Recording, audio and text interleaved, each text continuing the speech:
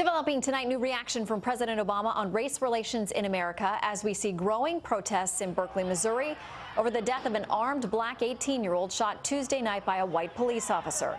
Meanwhile, threats continue against police in New York City after the execution-style murders of two NYPD officers and the continued fallout over the grand jury's decision in the Eric Garner case. All the while, President has said in a new interview, race relations in our day-to-day interactions are less racially divided. David Webb is the co-founder of Tea Party 365 and a Fox News contributor. David, good to see you. Good to see you, Shannon. All right. Do you feel that there was or there has been some missed opportunity here for President Obama? Because a lot of people voted for him, or even those who didn't vote for him, had high hopes that maybe it would be a turning point in race relations in this country. You know, it's not as simple as black or white, as you know, and part of this is the high hopes were placed on the color of skin rather than the content of character. Think of Martin Luther King's words. President Obama did have an opportunity. He could have set the bar even higher for elevating this discussion on resolving what exists and what still remains in our society. But first, we also have to extract what really matters here in the numbers. The majority of Americans, just move them out of the picture.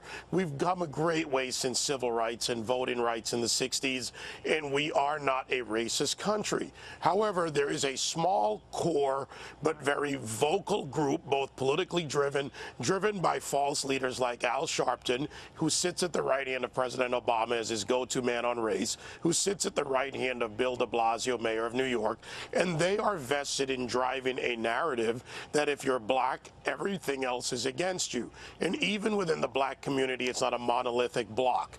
Even within that community, which is 13% of our population, you can take a group that live in the suburban areas, more affluent blacks, and separate them from areas in urban environments where there is a higher concentration of poorer blacks.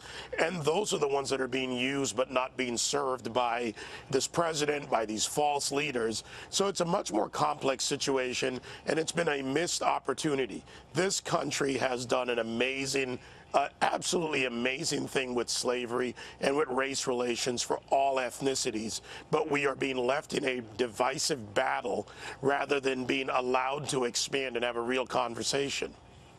I want to point to a Fox News poll that's just a couple of weeks old now, asking, are race relations better or worse since President Obama took office? 19% say better, 62% say worse, 17% say no difference. Are you surprised at all by those numbers? No, I'm not, because if you take that small plus vocal minority that I talk about, they are the ones driving the narrative. Al Sharpton driving a narrative of hate and divisiveness. When you hear that so much in the media, and being driven constantly and being literally propagated by the Congressional Black Caucus with their hands up, don't shoot, predicated on a lie. When you hear issues like Ferguson and the recent not Ferguson, but Berkeley, the recent shooting in Berkeley, where the black mayor comes out and says this is not Ferguson, and where you clearly had a criminal who pointed a gun at a cop and unfortunately in this case paid with it with his life for his action, then what you have is this complete disconnect between the reality of who we are. So people see that and they think the relations are worse. The relations are better for most Americans. They're worse because of this small minority. You mentioned Al Sharpton a couple of times. Do you think at some point the president is going to have to distance himself from Al Sharpton, who, among other things, I mean, the New York Times, not exactly a conservative publication, has pointed out that he and groups that he's associated with owe more than $4.5 million in back taxes, and yet he enjoys a very close relationship with very influential people, including the commander-in-chief.